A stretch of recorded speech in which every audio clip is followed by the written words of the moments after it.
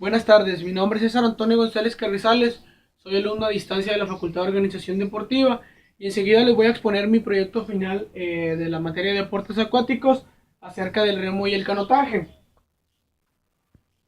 Eh, para comenzar hablaremos de la introducción de lo que es el remo y el canotaje. El remo y el canotaje son dos deportes acuáticos que se hacen a mar abierto o aguas abiertas, donde el principal objetivo es que por medio de una canoa o de un kayak, deslizarte hasta llegar desde un punto inicial hasta un punto final. Los dos deportes son muy parecidos y tienen muchas similitudes. Son muy pocas las cosas que cambian o que diferencian uno del otro. Para hacerles esta clase más dinámica, yo les voy a hablar de todas las características de los dos deportes, primero del remo y después del canotaje. ¿Qué es lo que vamos a ver? La historia de los dos deportes, el reglamento básico de los dos deportes, los tipos de competencias que hay en los dos deportes, quién regula estos deportes, cuál es el biotipo del atleta, es decir, cuáles son las características que una persona que practica estos deportes debe tener, las principales lesiones que ocurren en estos deportes y la progresión de la enseñanza de este deporte. Sabemos que son dos deportes no muy conocidos en México, que no tienen mucho espectáculo, podemos decir, o mucha gente que lo atienda. Sin embargo, son dos deportes muy importantes, muy ricos en cultura y que hay que ir manejando, hay que ir trabajando. Son dos deportes que no se apoya mucho debido a que son muy pocas medallas las que dan en Juegos Olímpicos, pero que es un deporte interesante que poco a poco ha tomado un poquito más de fuerza. Para comenzar, vamos a hablar acerca del remo. ¿Con qué vamos a comenzar? Como lo mencionamos anteriormente, pues con la historia. ¿Qué es lo importante? La historia, de dónde viene, de dónde surge. Primero, el remo viene de lo que es Egipto y Grecia, ahí fueron sus inicios, pero no se utilizaba como deporte, se utilizaba como medio de traslado. Aquí trasladaban lo que era mercancía, etcétera. Era un punto importante para trasladar objetos por los mares de lo que era Egipto y de lo que era Grecia. Fue hasta cuando en Gran Bretaña, a mediados del siglo XVII, ya se utilizó como deporte. En Gran Bretaña ya lo vieron como un deporte y ya las personas se subían a una canoa, a un kayak y empezaban a remar para llegar a un punto en una competencia. Es como en un carro, andas en un carro, sabes qué da y después una competencia de ver quién llega primero. Así fue acá. Primero se utilizó de medio de transporte y esa competitividad que tiene el ser humano lo hizo llevarlo a un deporte comenzando en la Gran Bretaña. En los Juegos Olímpicos aparece por primera vez en 1900 en París. Aquí es donde ya se incluye a los Juegos Olímpicos el remo. Ya tiene su primer competencia, podremos decir, pues sí, como el nombre lo hizo, olímpica. Y ya tiene pues ya una mayor visualización en el mundo. Ya todo el mundo tiene la capacidad de poder ver este tipo de competencia. Y en México pues ya en 1913 es cuando llega a México ya fuerte. En México ya pues ya había antes indicios de que esto se practicaba, pero en 1913 es cuando se crea la Federación de Remo y ya es cuando empieza a tener un auge aquí en nuestro país. Ahora vamos a pasar con lo que es el reglamento. Vamos a ver ciertos puntos o partes importantes del reglamento de lo que es el remo. Comenzaremos con la distancia. La distancia es un mínimo de 2150 metros. Tiene una línea de salida, una línea de llegada. Deben ser aguas calmadas, aguas tranquilas, donde no haya mucho viento, etcétera, para que se pueda hacer la competencia. Las palas tienen que, perdón, los remos tienen que tener una cierta longitud, las palas cierto ancho de medida, el material tiene que ser ligero, tiene que ser para mover el agua. Otra parte del reglamento importante es que los competidores tienen que ir de espaldas hacia donde van. Es decir, si la salida está de aquel lado, yo tengo que estar viendo hacia la salida y tengo que ir remando de espaldas a lo que es la llegada. Hay dos tipos de remo. El que tiene de los dos lados remo o el que tiene solamente de un lado. En el que es de grupo, solamente de un lado. Es decir, uno por izquierda, uno por derecha y tiene que haber una coordinación. Otra parte importante es que no puede haber en la competencia o en los tipos o son puros hombres o son puras mujeres. No puede ser un equipo de hombres con un timonel mujer o un equipo de mujeres con un timonel hombre. tiene que ser del mismo sexo y de un cierto peso que deben de cumplir para poder competir. Los uniformes de todos los competidores cuando es grupal y las palas o los remos de todos los competidores tienen que ser iguales, completamente iguales, no puede andar diferente en ninguna de estas dos partes. Y las salidas pueden ser con banderillas o en casos ya más avanzados con semáforos donde te indica la salida de la competencia. ¿Cuáles son los tipos de competencias en lo que es el remo? Tenemos remo o competencia remo en couple o corto, es decir, un remo corto. Y puede ser school o individual, doble school o cuatro school, como lo dice el nombre. Vas en tu remo individual o vas en parejas o vas con 4 personas. Esto es en remos cortos, en lanchas cortas. También tenemos los que son en punta o largos, es decir, son remos ya de forma más larga, donde puede ser con 2 o 4 sin timonel, o pueden ser 2, 4 u 8 con timonel. ¿Qué quiere decir esto?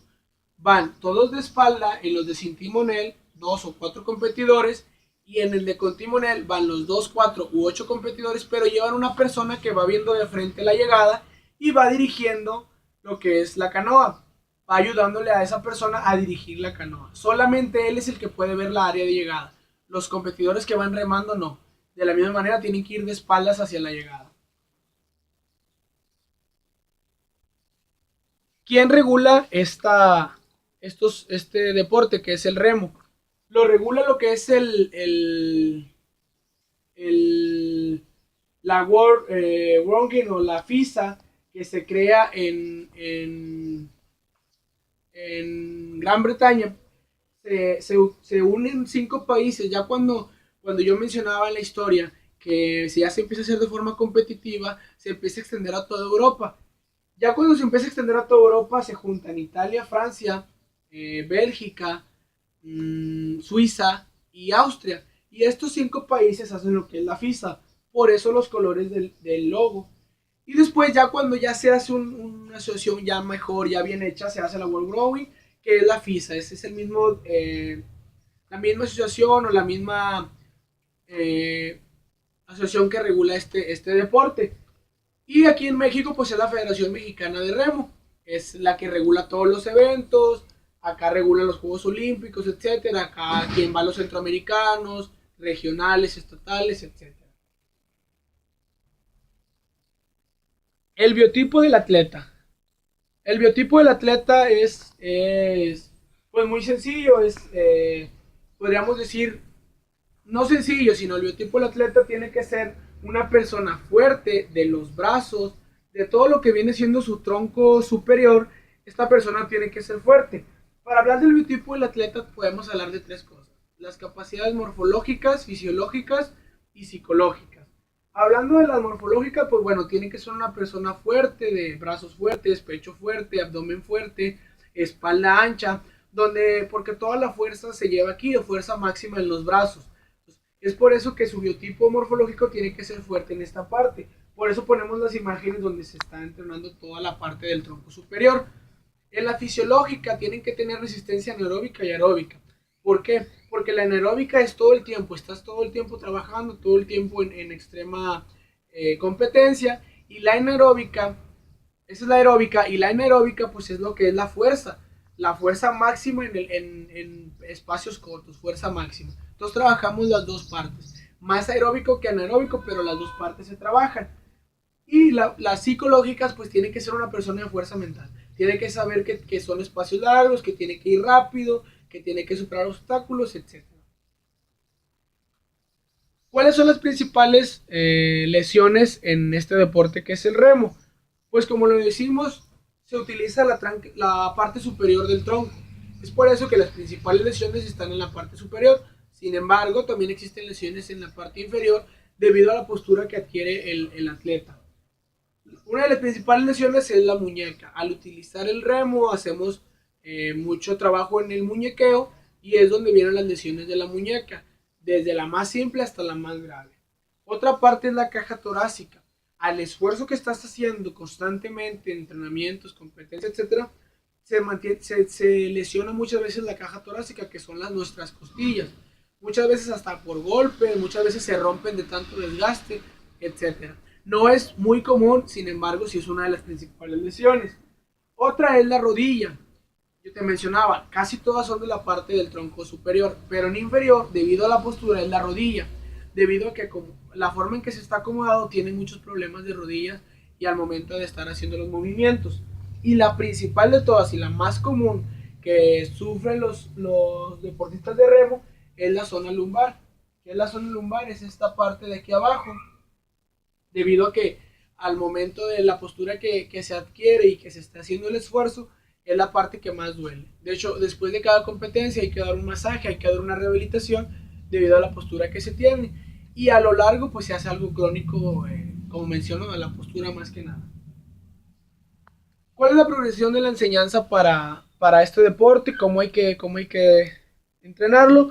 Nos mencionaba por ahí, tuvimos una pequeña charla con una persona que practica lo que es el remo y el canotaje aquí en nuestro estado. Eh, Pepe, perdón, se fue el apellido. Eh, Pepe Cruz es una persona que hace este ejercicio, este trabajo. No es alguien que lo hace tan forma competitiva, no ha ido a nacionales, etcétera, pero sí ha practicado a lo largo de toda su vida este deporte. Él nos comentaba y haciendo las investigaciones, pues que la profesión de la enseñanza no es simplemente el remar, no es simplemente el me subo a la canoa y empiezo a remar, sino que tengo que tener primero un ejercicio de fuerza. Lo primero que se entrena en esto es la fuerza de la persona, del tronco superior, y el equilibrio. Algo muy importante que mucha gente no hace es el equilibrio en esta parte. Entrenamiento de resistencia, de fuerza, de potencia fuera del agua, correr, saltar, etcétera. Y luego ya después entras al agua para empezar a experimentar ahí ya el equilibrio, el cómo remar, la técnica, las fases que se tienen que enseñar, el muñequeo, la forma en que se rema, etcétera. Y de igual manera, pues ya entrenamos lo que es fuerza a lo largo de todo el entrenamiento. ¿Para qué? Para hacer la fuerza y en el agua hacemos lo que es la técnica.